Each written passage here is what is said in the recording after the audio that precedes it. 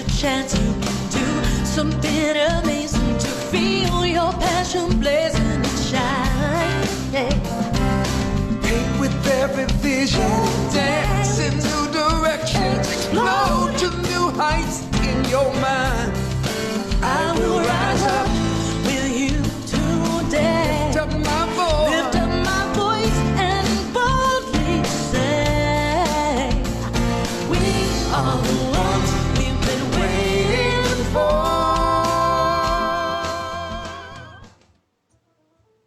Hello, everyone, and welcome to AGNT Speaks.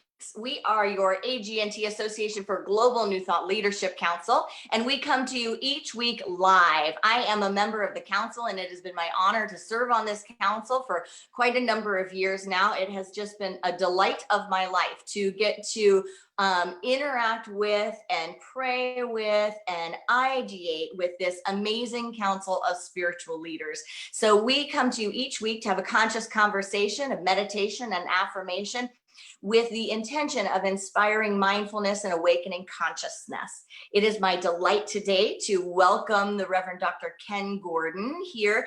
He is now happily retired in Canada, enjoying his spiritual practice and life there, and some golfing and some family. And he used to be the spiritual leader of Centers for Spiritual Living, and he is the author of many books. So welcome, Kenn. What do you have for us today? I'm glad to be here, Erin. It's fun. It's been a couple of months, I think. I can't remember the last time I was on, but it's enjoyable. I'm like everybody. I'm suffering from isolation. I wish I could get out more. You know, I traveled a couple hundred days a year for about 20 years, and all of a sudden I found myself for the last 6 months stuck in Kelowna, which I love. If you're going to be isolated, Kelowna's as good a place to do it as any. The issue, though, is that I'm getting a little cabin crazy and stir crazy, especially now that the summer is coming down. And as they say in Game of Thrones, winter is coming. So Right. And after you've been traveling that much, it must be a little bit being like getting bed rest or something like that, like having bed rest, being in your own home. I had someone tell me the other day that they love their home, but they're sick of it now. Yeah. And isn't that the truth? You know, beginning to look at maybe perhaps we should buy something new or something like that, just solely because I've spent so much time here. But I grew a lot of beautiful plants and tomatoes and tomatillos and kale. So I had a garden this year for the first time in, I don't know, 30 years probably. Like you said, I've been doing a fair amount of golfing. I bought an electric bike, so I've been biking. I'm one of those crazy people who bike around Kelowna. So we are so in tune, because I looked up electric bikes. I didn't do it yet. And this summer I did my kale and my tomatoes, and I had the greatest time. I also took on the adventure of chickens, thinking that was a really good idea. And everyone that grew up, I got the mama and then I got the little babies, and each one at a time. And you can't have roosters in my neighborhood, but one at a time, each one. And then he'd have to go back to its original home. Bye-bye. Yeah, you picked the wrong sex, the wrong gender, I guess. Livestock, I'm not interested in. I don't know if I am anymore either. where I live, though, there is a greenbelt forest behind me, so I get the deer and the coyote coming through on a regular basis. So it's kind of neat, and our community has built trails, like thousands of kilometers of bike trails in different places. Beautiful. So it's almost like park setting. You can get anywhere in the city without having to go on the streets. You can just go on the trail. So that makes such a difference. You know, I love the documentaries that point out what a difference that makes in human connection and how much people interact more, and also just like dopamine and serotonin, and how happy people are when their environment is created to nurture them, you know, not strip mall villages only in cement, but earth and nature and life. Whew. Yeah. It's and you know, nowadays we need that more than ever. You know, I'm noticing there's a very, very subtle transformation that's taking place in people that are suffering from isolation to a certain degree. It's really, and the other things that are going on in our society as well, but it's quite remarkable how on edge, it seems a lot of people are, not everyone, but a lot of people. Yeah. And what's fascinating about it is that I can relate to it because I can feel it within my own self and my own soul. And if I were to allow that part of me out, I'm sure that I could find myself in a state of frustration, or, I mean, as one of my ministers say, pissed offtivity. And I could find myself, struggling and upset, and transform the balance that I've worked so hard on over the last 40 years to develop in my life. Marcia Sutton said that resentment blocks prosperity, and money follows love. I kind of relate that to energy, or resentment blocks the energy of life, and that energy of life follows love. And so if I were to allow myself to go down that little rabbit hole and allow myself to become Mr. Cranky Pants, or Reverend Cranky Pants, as my wife calls me, what the end result out of that would be a total turnaround of what my life looks like, from the positive to the negative. And it's not just the isolation. I mean, lots of people live in their homes and spend time there, and so that's fine. It's also the general zeitgeist of society that's beginning to pick that up. Yeah. I know most of the people I'm in contact with still work from home. They're not back out into the mainstream again. I know that we do our services virtually. We rarely come in contact with people. And when you do, you kind of give that air hug thing that everybody does. And it's just not adequate, or it's not the same. Yeah. And so it really drives us to keep our minds straight and clear. The other thing is watching television and watching the news. I can go from 0 to 100 on that scale so quickly if I don't tend myself, and if I'm not aware, awake, and alert, conscious as to what's going on, and conscious as to why it's happening. It's so easy to blame one individual for the general sense and feeling that kind of builds and develops in so many of us at this particular time and this particular place. So if there's ever been a time when we need to be on our game, this would be the time right now, not to allow ourselves to fall asleep and go back into what Don Miguel Ruiz calls the mitote of life, the fog of life, and let that take us over. Instead, enjoy everything that we can, be grateful for where we are. And here's what I discovered for me, and I'm speaking totally for myself, and if anybody else happens to be able to own it, it's up to them.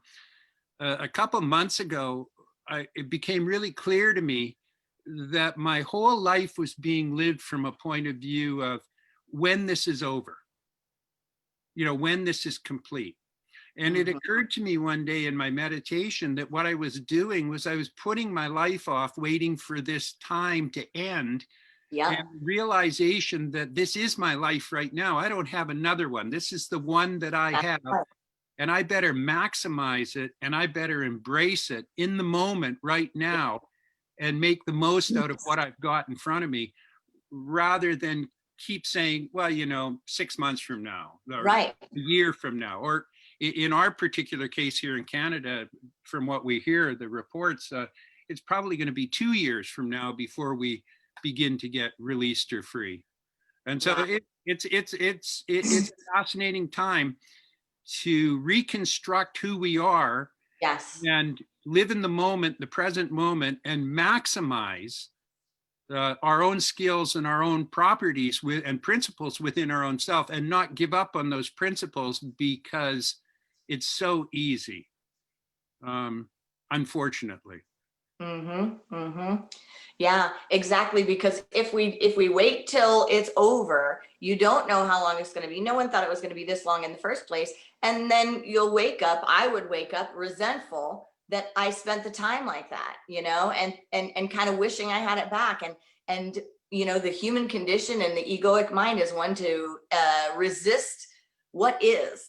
And it's like, whenever we're resisting what is, can we just surrender to that It doesn't have to mean we love it. It doesn't have to mean we even agree with it, but it's just saying, this is the actual reality I'm experiencing. Now, how do I be in this to the highest degree that I can? How do I be who I am and bring what I am?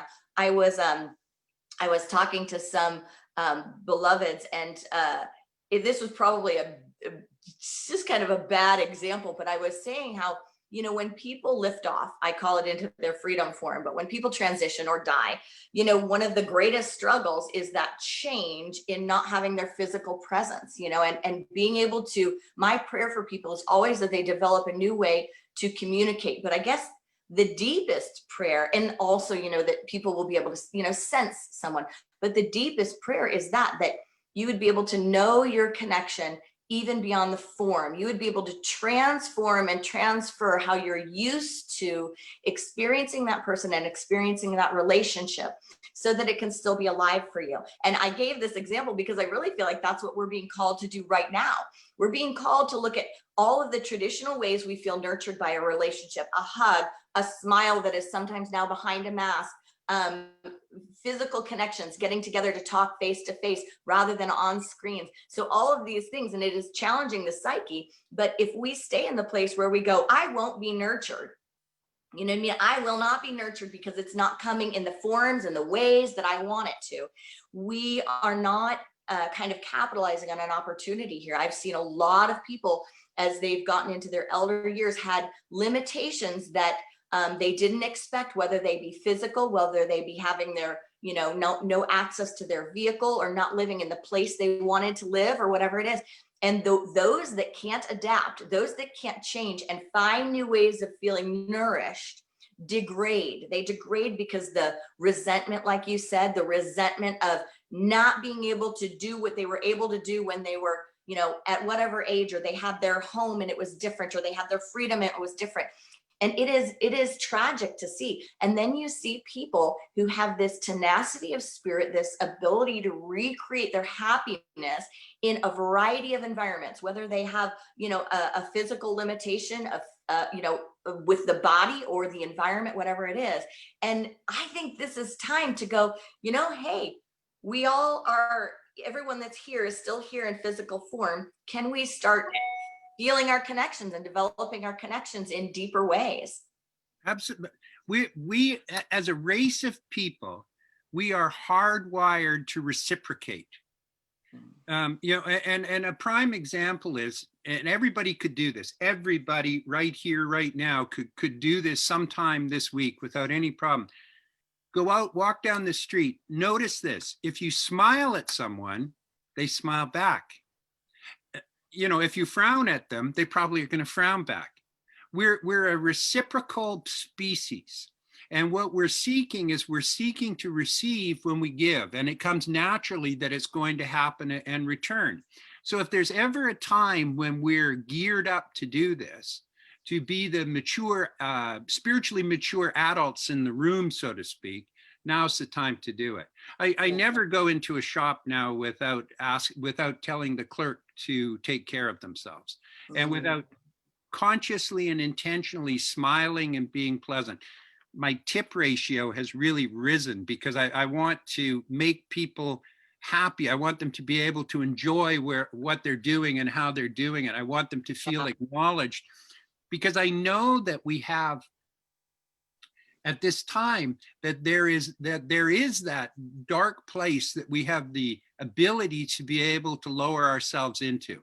And there's an incredible amount of victimhood that's going on right now that people are having, and they're experiencing it on absolutely uncommon levels where, you know, something that happened in the past or something that is occurring in who they are, whether it's gender related or race related or whatever that comes with it, or whether it's how you were raised or your mother and your father, how you were brought up.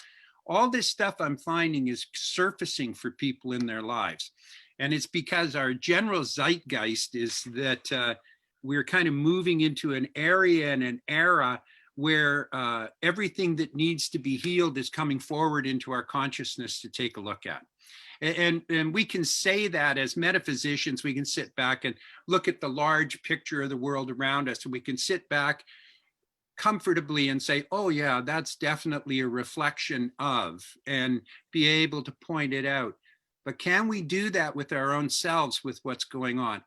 You know, is this feeling that I have, is that representative of something that's deeper that I need to know and I need to learn?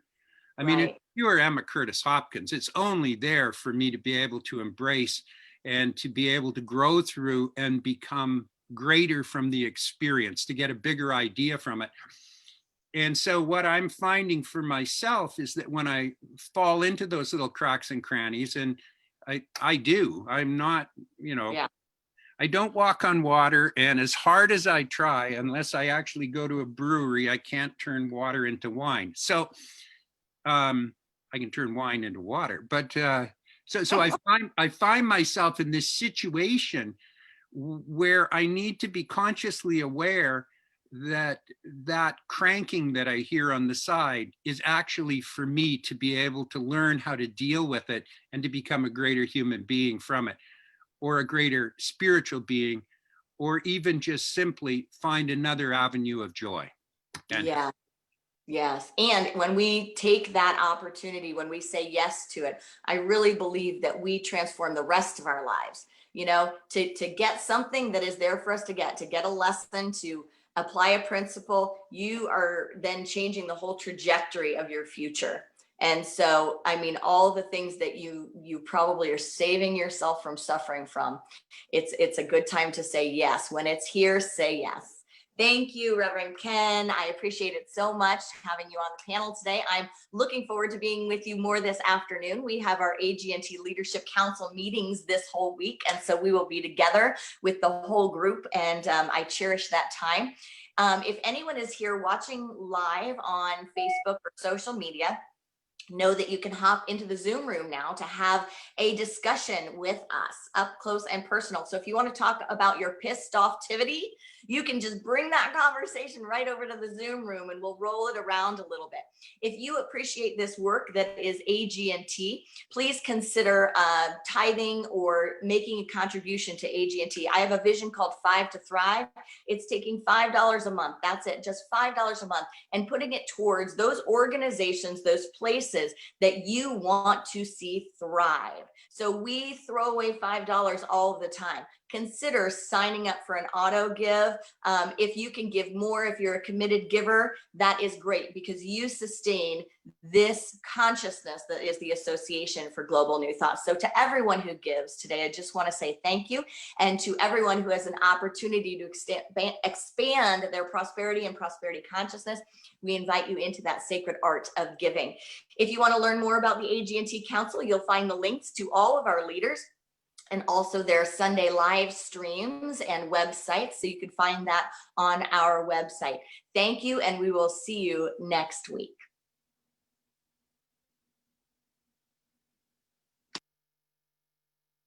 So I'll tell you that there are three basic things. Our invitation that I've heard all night long. That invitation is an invitation to take action, and there are three things that we can do right away, each and every person in this audience, if we're willing to do it. The first thing that we can do is we can speak up.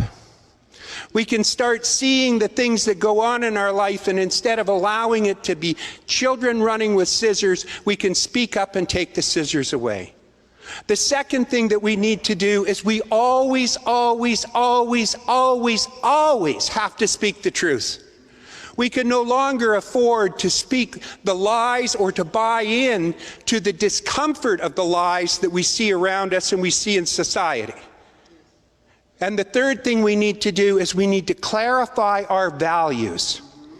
We need to know with an absolute certainty that no one in their right mind wants to see children go without food. No one in their right mind wants to see war. No one in their right mind wants to see someone starve to death. No one in their right mind, and put in the rest of it yourself.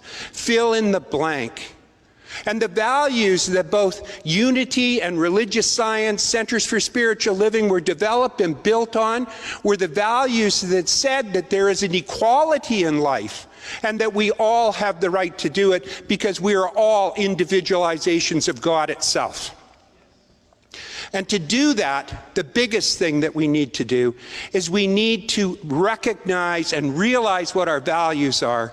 And then what we need to do is stop changing our values to meet our opinions and start changing our opinions to meet our values.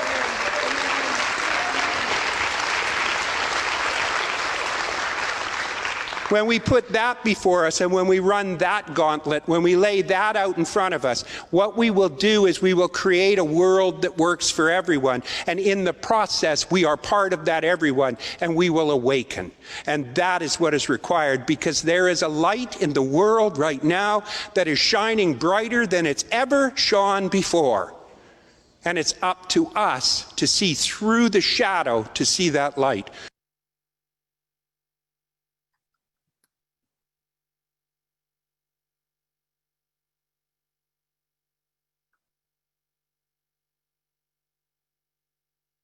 Every day's a chance you can do something amazing to feel your passion blazing and shine. Paint with every vision